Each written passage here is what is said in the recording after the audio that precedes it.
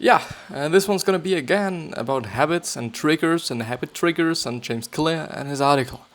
So stay pumped, because I'm as well. A slightly different intro, a slightly weird intro to be honest. But yeah, with that being said, hello to my little blanket again. Hello, welcome back to the next episode of the Self Development with Tactics podcast. And I'm relatively pumped. No, actually, I'm pretty fucking pumped to be really amazing. I've been just playing around with with the settings just before to see what is working the best. The thing is, you do just also have to consider, or always have to consider the CPU usage, the quality of the video, the size of the video, because I do not want to upload 10 gigabyte fucking videos, because this would just really fuck with me. Because the files are already just relatively big with 4 gigabyte. It is just something, to be honest. But yeah, this shouldn't be the topic of today. As I said, we're going through the James Clear article that we went through. Today's Friday, on Wednesday last time, because yesterday I didn't want to, because I do not want to just have the same exact thing for one fucking week on my channel. It somehow just feels for me a little bit like off. I don't want it. But yeah, by the way, I hope that the quality, especially the video quality, is good enough. I don't know how I could actually somehow tweak it a little bit. I do just have to get a little bit more knowledge on that, I guess. Maybe it's also just because the quality of this fucking camera is like a piece of shit. But yeah. We are going ahead with emotional state as a cue and or a trigger for habits. As you can see, not there, but here, yeah.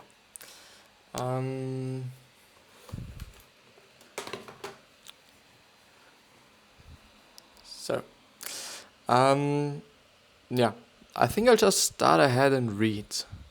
So in my experience, emotional state is a common cue for bad habits. For example, you may have a bad habit of eating when you feel depressed. And I guess I just really have to say this is, I think, one of the most common things that people are doing. So not the eating thing, but actually having bad habits when you're in a certain emotional state. It's actually the exact same thing for me. When I'm fucking angry, I'm just punching every fucking thing. I punch against the wall, I punched against something else, and it is really not the best idea you can have. Because, well, you can hurt yourself quite massively. You can break your fucking wrist, first of all. You can also break your knuckles. It is not smart. It really is not. The thing is, I do just recognize that. And I do believe that it is actually the case for a lot of people, and not only for me, which is interesting. And also fucked up. It totally is fucked up. Or you may default to online shopping when you feel bored. The emotional states of depression or boredom are triggers for these negative habits, or bad habits, or whatever you want to call them. Unfortunately, although emotions are very common cues for our behavior, I find that they are harder to control and utilize for building good habits. Mostly I think this is because you want an emotion to trigger a positive habit. Then you often need to be consciously aware of the emotion as you are experiencing it. Definitely. You somehow always have to remind yourself okay, I'm happy right now, or I'm grateful right now, or I'm just feeling bad right now. And I do believe that when you're feeling good, it is like the case that you do not remind yourself that you are actually feeling good. But when you're feeling bad, you totally notice it. It is like, I'm fucking fucked up. But I'm just not feeling good. I'm depressed or whatever. I think this is just something that really pops into your fucking head way more quickly, and actually it does, compared to some good things. When you're happy, I guess it is, which is also maybe correlated to being grateful for being happy. A lot of people, I think, are not that grateful for them being happy unless they are not happy. It's the exact same thing with the weather thing. If it is just good weather, you somehow pretty much do not appreciate it. But when it is bad weather, you are like, well, it is bad weather. I don't want it to be good. I want to just, I don't know, ride my bike. I don't fucking know. But I guess it is quite often the case that we actually somehow focus on the bad things more than on the good things, subconsciously even. But yeah, I don't know if there's some scientific evidence for that. I guess it actually is, just because, well, yeah, I think we just naturally are, there's naturally the tendency for us or in us that we focus more on the negative things than the positive ones, just because, like, well, yeah, no, it's pretty interesting, and I think it's also pretty hard to explain. But yeah, let's actually move on, because I don't know what I'm talking about. But where have I stopped? So in other words, you have to be emotional and aware at the same time, and that can be hard to do. Paying attention is a powerful but difficult way to build better habits. How I use it, I'm trying to get better about noticing when I'm holding tension in my body and experiencing stress. When I do notice that I'm feeling particularly stressed, I'll use this emotional state to cue a deep breathing habit. I like to follow a 3-1-5, so 3 to 1 to 5 breathing pattern. 3 seconds in, pause for 1 second, and 5 seconds out. I'll usually repeat this sequence 3 to 5 times. I find this little breathing exercise to be a great instant stress reliever. It's particularly useful because you can literally do it anywhere. Like, you really can. You know, it might just seem a little bit stupid for you to do it in public, but the thing is, you should not fucking matter what anybody is thinking about you. Just because, well, you know, quite nobody's thinking about you. Well, unless not just pretty long, or for just a pretty long time, because, like, yeah, I know.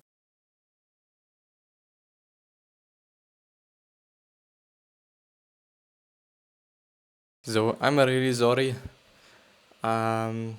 Just been called. Can you say it like this? Well, never mind. But yeah, but the thing is, it doesn't matter too much for you, because I'm gonna cut it together anyway. Therefore, well, it doesn't matter. The thing, I don't know where I've just stopped right now, but yeah, the whole breathing thing. There's also just another breathing technique that is especially for when you can't sleep, or when you do just have some troubles with sleeping, which means, like, okay, I think it is, well, something with 7. You know, this is for sure. I don't know why 7, but maybe this is even the exact same thing. The thing with these techniques is that you should just calm yourself down. This is the whole purpose of them. And for me, do they help? No. Somehow, I don't know, like, for me, they really do not just work, you know, but it could definitely be the case that they work for you. Like, I do not want to say that these are just unnecessary and do not work in general or whatever, but the thing is, like, yeah, they don't work for me. They just don't work for me. But yeah, let's actually move on. Yeah, unfortunately, this article is nearly finished. But yeah. The next cue, the next trigger, the next thing is other people. And I think this is also one of the bigger ones, just because, well, you know, people can actually trigger a lot of fucked up shit. So it is probably no surprise that that the people you surround yourself with can play a role in your habits and behaviors. What may be a surprise is just how big of an impact these people can make. One study in the New England Journal of Medicine found that if your friend becomes obese, then your risk of obesity increases 57%, even if your friend lives hundreds of miles away. It's just fucking insane, isn't it? As far as I can tell, the best way to make use of this information is to surround yourself with people who have the habits you want to have yourself. As Jim Rohn says, you are the average of the 5 people you spend the most time with. Well, I do just also have to say, the people around you, and I've actually myself never thought it would actually be such a severe thing, but the people around you just matter so fucking much. It is insane. It really is insane. You know, there's actually nothing to joke about that. And the thing is, like, they really matter. And it really just makes a difference with, with what people you surround yourself with.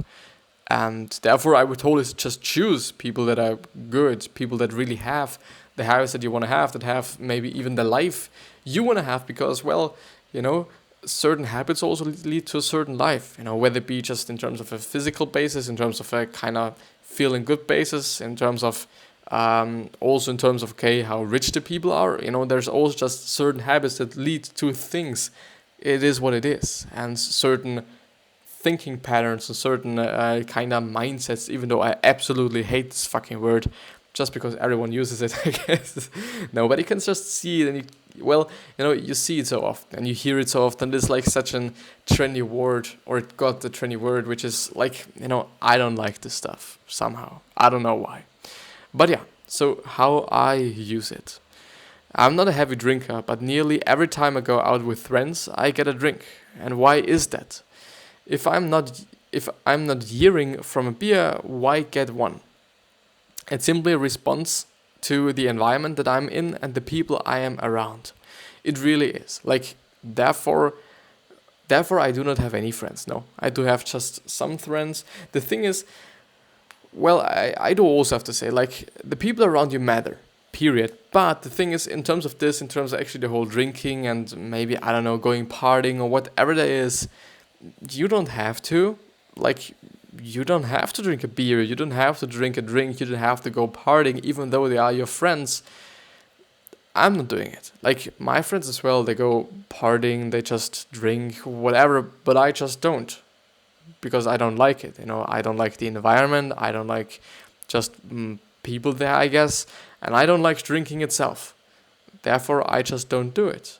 And I guess everyone can just say I don't want to. And I do think and this is now some parent shit, if the people around you and if your friends actually kind of accept that you do not want to get, if you don't want to go partying with them, or you don't want to just drink a beer with them, and if they do not accept it, then they're not pretty good friends. But I guess it is actually the case. The thing is, on the other hand, as much as the people around you also can change your behavior and your habits, you can also change their habits and their behavior, which is amazingly good. And I think one of the best things you can actually be and or do is being an example. An example of, just habits, just having the greatest habits there are, just working out every single day, just doing shit. Yeah, you can also just change how they're doing things and their habits and whatever. You totally can. So before you choose your habit cue, no matter what cue you choose for your new habit, there is one important thing to understand. The key to choosing a successful cue is to pick a trigger that is very specific and immediately actionable. For example, let's say you want to build a new habit of doing 10 push-ups each day at lunchtime. You might start by choosing a time-based cue and saying something like, during my lunch break every day I'll do 10 push-ups. This might work because it is not very specific. Do you do your push-ups at the beginning of your lunch break, at the end, anytime? Alternatively, you could create a cue around a very specific preceding event that happens right around your lunch break. For example, when I close my laptop to leave for lunch, I'll do 10 push-ups. In this case, the very specific action of closing the laptop is a perfect trigger of what to do next, which is your 10 push-ups. There is no mistaking when you should do the new habit and kick off the habit loop. As always, self-experimentation is the only real answer. Play around with these 5 habit cues and see what works for you. This article is an excerpt from chapter 3 of my New York Times best-selling book, Atomic Habits, which I guess is a pretty good book, a pretty nice book. I at least assume, so I don't know, I haven't read it, and I think I have also not gone through an article and or summary about it, but I'm not quite sure. But there's actually one footnote, and I'm always going to read the footnotes, or I'm always reading the footnotes, therefore I'm always also going to read them right now. So by the way, you could define this as a positive or negative habit. Drinking alcohol often has a negative connotation, and it certainly can be when done in excess. That said, socializing with friends and building companionship is one of the healthiest things we can do as humans, because, as I believe, we are just extremely fucking social animals. Because there's also a book that is called Social Animal, or The Social Animal, something like this, I don't know.